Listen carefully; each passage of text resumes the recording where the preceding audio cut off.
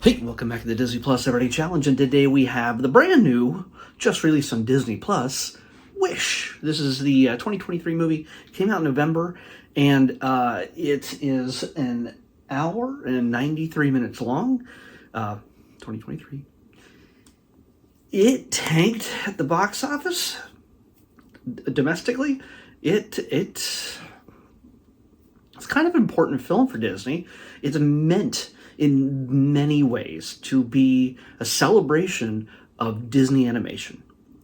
100 years of Disney animation, 100 years of just Disney. That was the whole theme of 2023, especially if you went to the parks. You saw that everywhere, and all the merchandise and everything else. But this film does kind of embody all of the essence of that 100 years. Why? Because in a very real sense, characters from every single movie that Disney has produced, every single animated film that Disney has produced, well, a character from every single movie, at least one, it appears in this film, in one way or another. Now, I'm telling you that not because it's a big spoiler or anything. It's not going to ruin the story for you. It's over the credits. You'll see familiar faces. And I'm saying this right up front because I almost want to encourage you, if you choose to watch this with your family, if you being the adult I am assuming, I don't imagine that you're 6 and watching this. If you are, hey, how you doing, buddy? I just appreciate you watching, but I'm just saying, share this with your parents instead. Let them know that.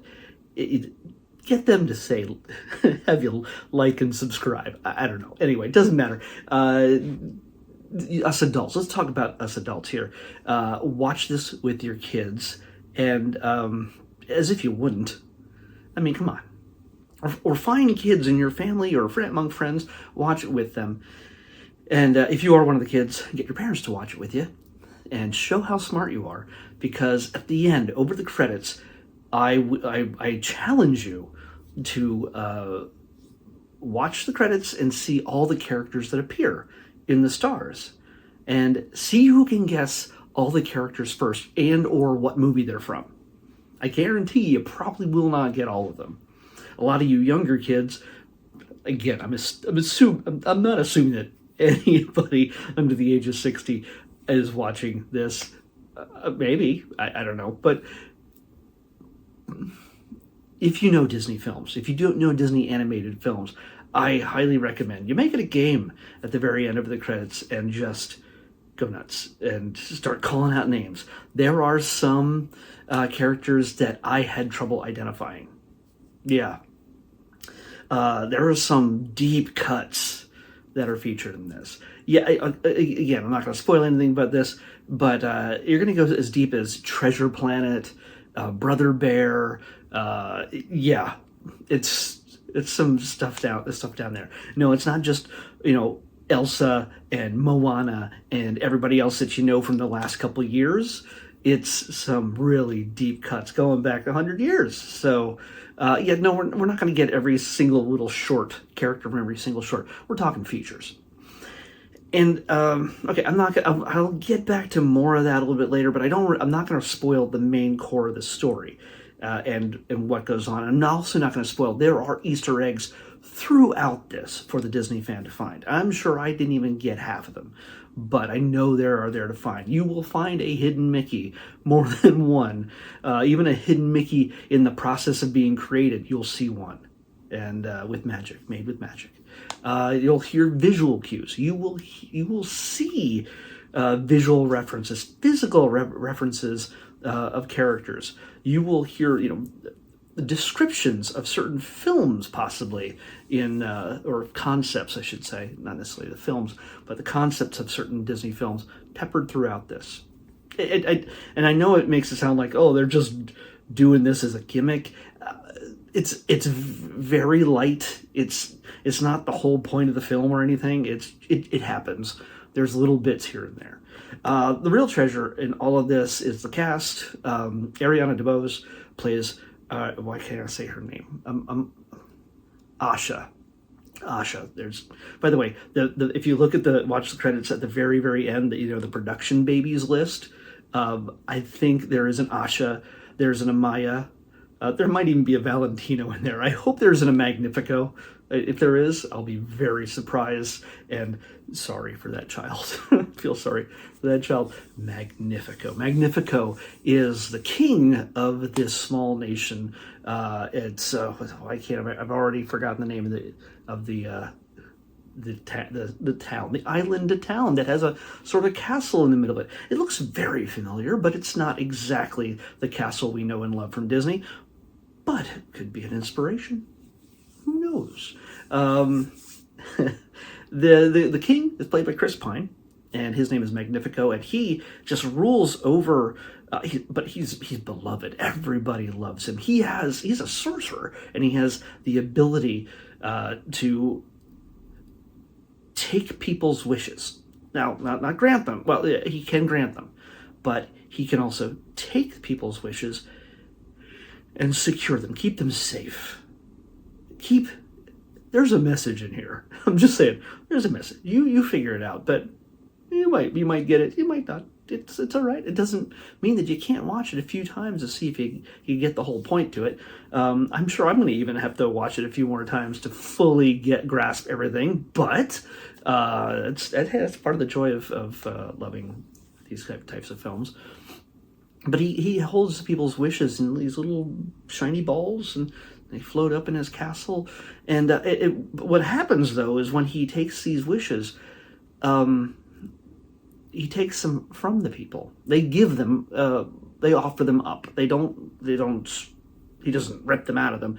They offer them up in the hopes that someday that wish will be granted. It's like a lottery ticket.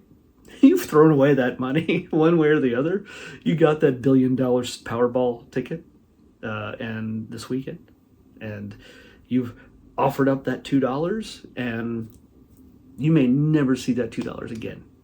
But there's a slim chance you might. And that's what everybody's kind of hope is. Every so often when somebody when they turn 18, they get to offer up their wish, their greatest wish. And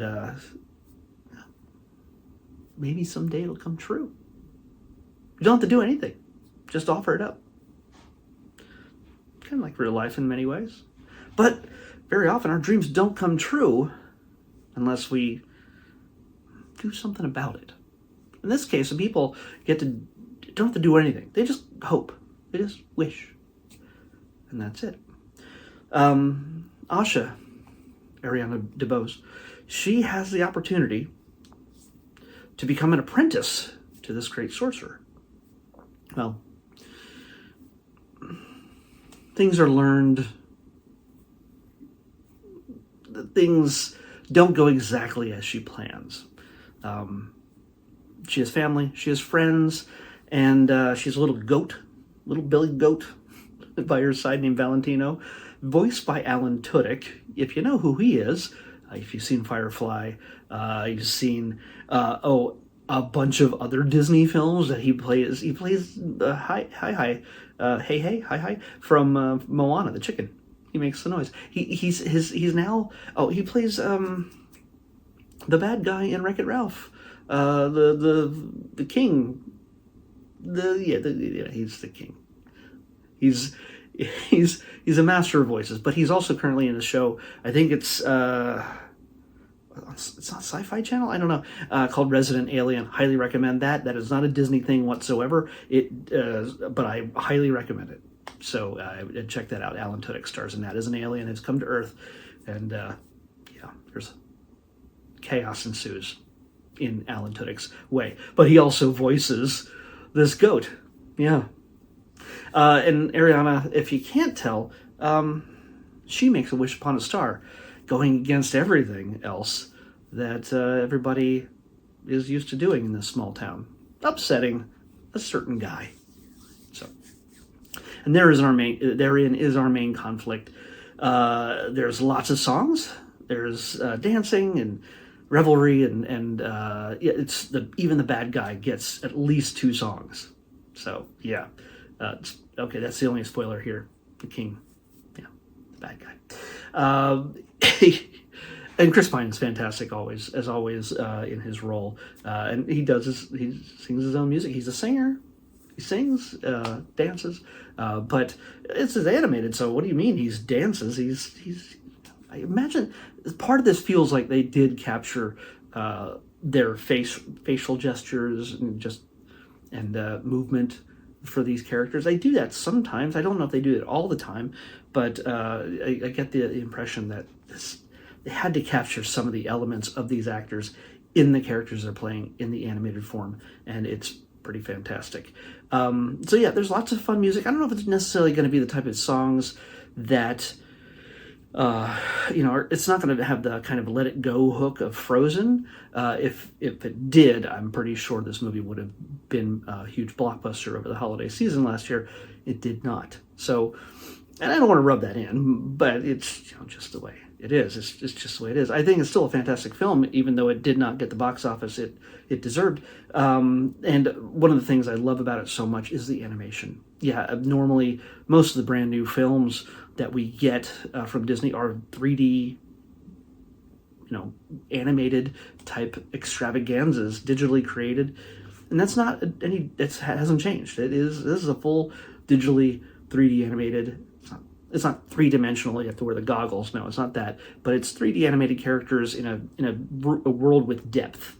But at the same time, it's also 2D. It almost has a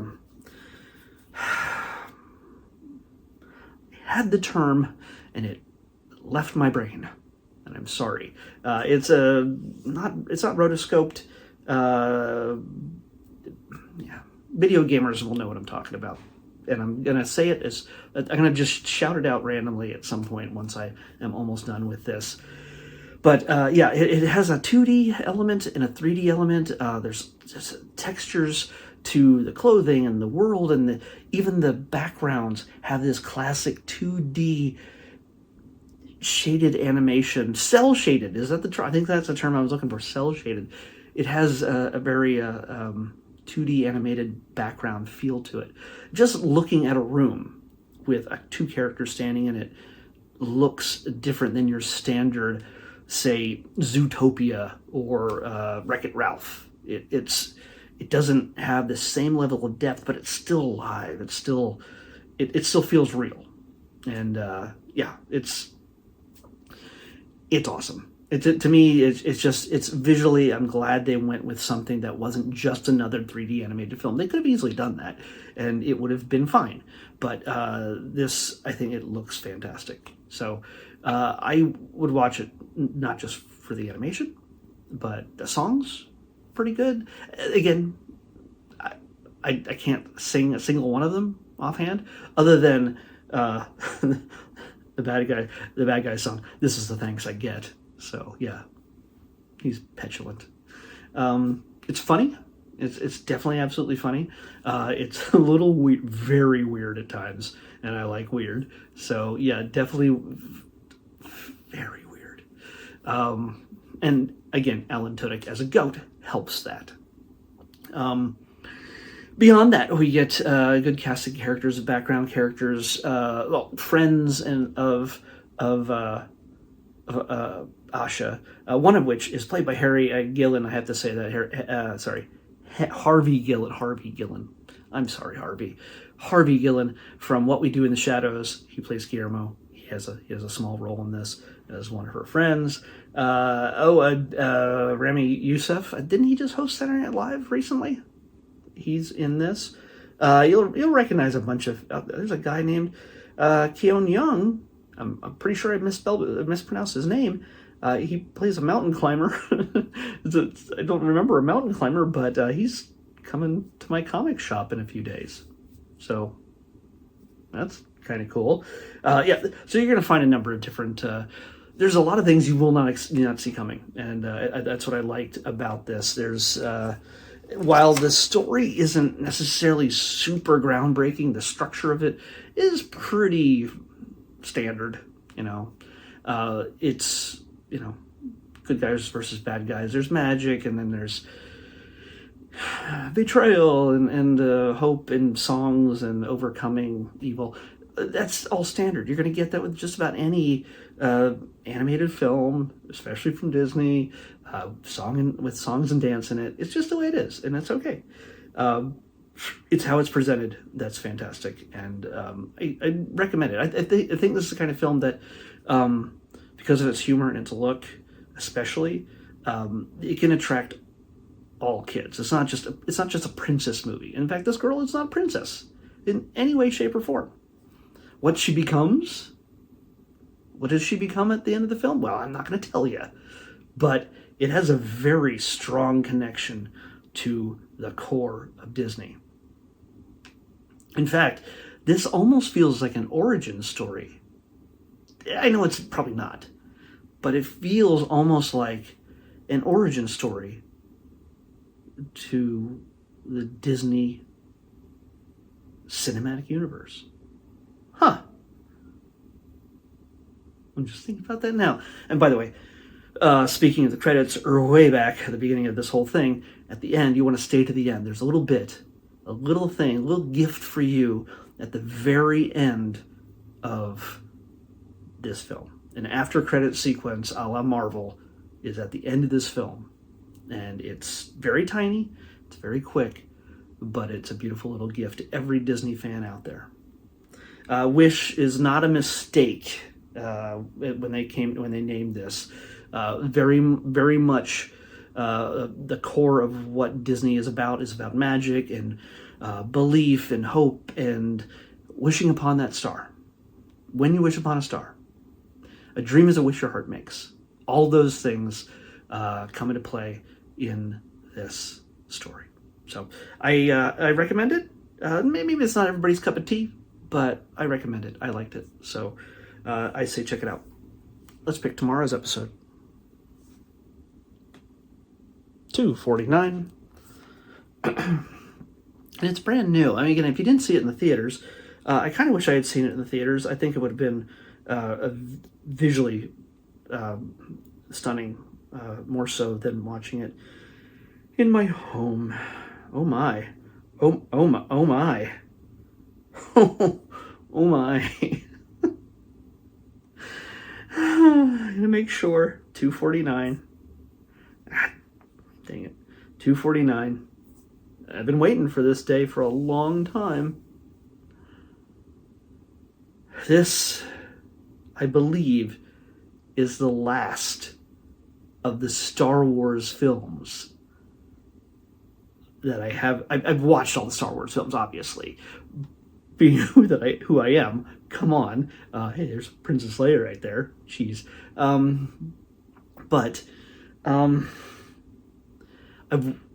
This is the last one to be picked from this whole over 1,600 episode extravaganza that I've been doing for the last 5 years. Yeah. We're going to be watching Star Wars Episode 3, Revenge of the Sith. Holy moly. We've been doing a lot of movies back to back. We did like almost 5, 6, 7 documentaries in a row a few weeks ago. And by the way, I haven't said this yet, but there was 55 straight episodes in a row of things I had never seen before. I think that's the longest stretch I've gone. 55 episodes of something new. And then Amazing Spider-Man 2 showed up, and that broke the streak. Of course, I've seen Star Wars Episode 3 before, and it is my favorite of the prequel trilogy. But it's, it's Star Wars, so I'm going to have something to say about it. Good or bad, but I'm a fanboy, but it's not all perfect. We'll talk about it tomorrow. And I'm going to get a chance to do a 2.5 hour. I've been doing movies, like I said, documentaries, so many in a row, but they're not as long as these movies. And this is like our 4th or 5th movie in a row. That many of them are 2.5 hours long. This is one of them. Thankfully, this last wish was a little bit shorter, but good gravy. Cinderella, that was almost 2 hours. Star Wars Episode 3, Revenge of the Sith, on the next Disney Plus Everyday Challenge. I'll see you back here tomorrow with that.